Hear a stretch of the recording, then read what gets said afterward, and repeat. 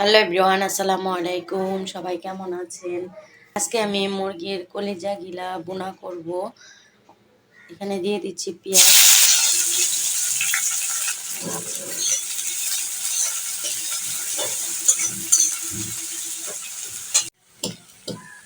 এখানে পেস্টটা ভাজা ভাজা হয়ে গেছে, দিয়ে দিচ্ছি আদা রসুন পেস্ট।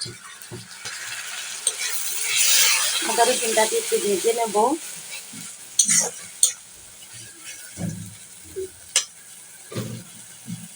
তেজপাতা, এলাচ, লবণ।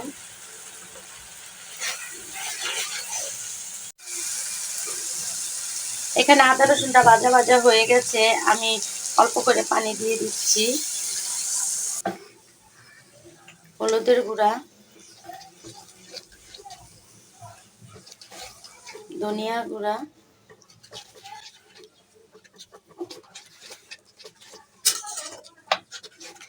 শুকনা মরিচ গুঁড়া। এখন মশলাটাকে ভালো করে কষিয়ে নেব। এখানে কয়েকদিনের কলিজা জমছে, তাই কলিজাগুলো সিদ্ধ করে ছোট ছোট করে কেটে নিয়েছি। আর এখানে মশলাগুলো কষানো হয়ে গেছে, আর আমি এখন দিয়ে দিচ্ছি কলিজাগুলো।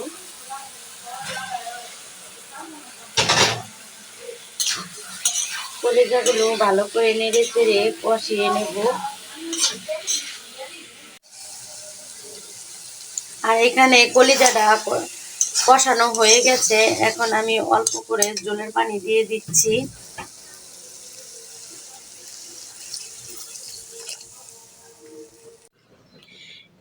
এখানে আমি একটা মশলা করে নিচ্ছি, জিরা, ধনিয়া, তেজপাতা, গোলমরিচ, ছোট্ট একটা জর্তিক দিয়ে এখন এটাকে ভালো করে একটু ভেজে নেব। এখানে মশলাটা ভাজা হয়ে গেছে, আমি এখন গুঁড়া করে নিচ্ছি। এখানে কলিজা বোনাটা হয়ে গেছে, আর আমি যে ভাজা মশলাটা করেছিলাম এটা এখন দিয়ে দিচ্ছি।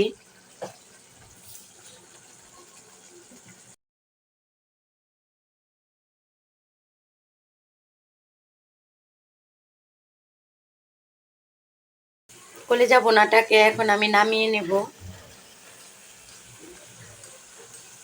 এখানে আমি পাতাকপি দিয়ে মুরগির পা, পাখনা, গলা দিয়ে ভাজি করব, তাই এখানে পেঁয়াজটাকে ভাজা ভাজা করে নিয়েছি। এখন দিয়ে দিচ্ছি আদা রসুন পেস্ট,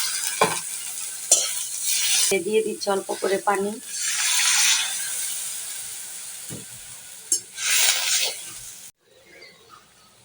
দিয়ে দিচ্ছি হলুদ গুঁড়া, ধনিয়া গুঁড়া, শুকনো মরিচ গুঁড়া,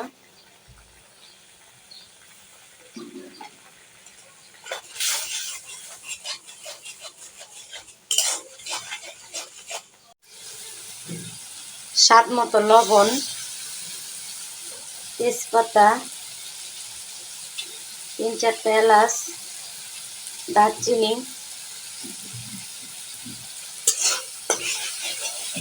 এখন আমি মশলাটাকে ভালো করে কষিয়ে নেব। এখানে মশলাটা কষানো হয়ে গেছে, আমি দিয়ে দিচ্ছি মুরগির পা, কলিজা।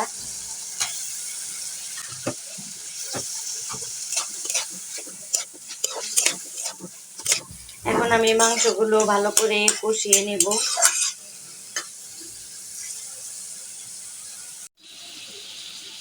এখানে পাতাকপিগুলো কুটে ধুয়ে পরিষ্কার করে নিয়েছি, আর এই যে মাংসটা কষানো হয়ে গেছে।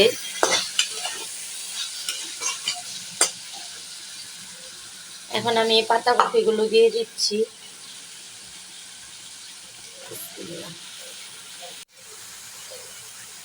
দুটা কাঁচামরিচ দিয়ে দিচ্ছি।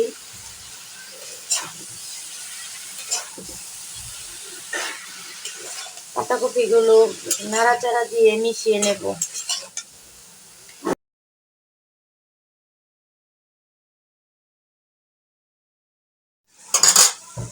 এখানে পাতাকপিটা কষানো হয়ে গেছে, আমি এখন অল্প করে পানি দিয়ে দিচ্ছি।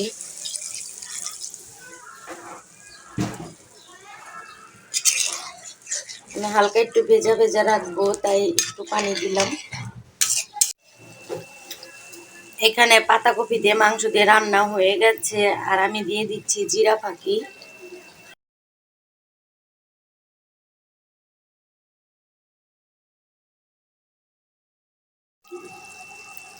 এখন পাতাকপি তরকারিটাকে নামিয়ে নেব। এখানে আমি পালং শাক দিয়ে শিং মাছ দিয়ে রান্না করব, তাই পেঁয়াজটা ভাজা ভাজা করে নিয়েছি। এখন দিয়ে দিচ্ছি আদা রসুন পেস্ট।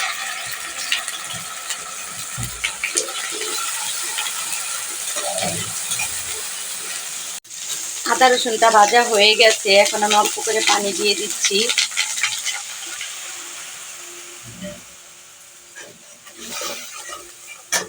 হলুদ গুঁড়া দিয়ে দিচ্ছি,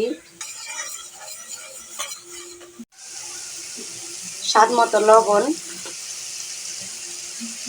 ধনিয়া গুঁড়া,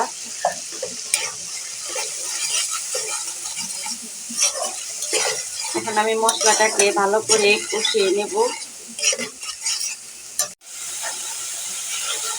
মশলাটা কষানো হয়ে গেছে, এখন আমি শিং মাছগুলো একটু কষিয়ে নেব।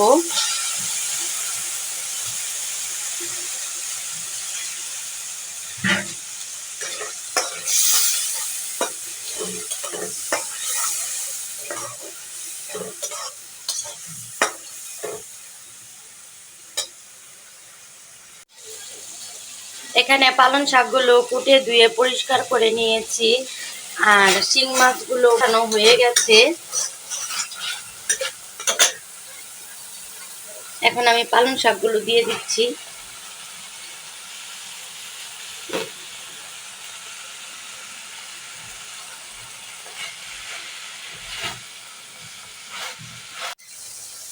এখানে শাকটা কষানো হয়ে গেছে, আমি অল্প করে পানি দিয়ে দিচ্ছি।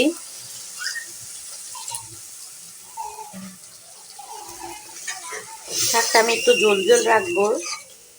এখানে পালং শাকের তরকারিটা হয়ে গেছে, আমি দিয়ে দিচ্ছি ধনিয়া পাতা।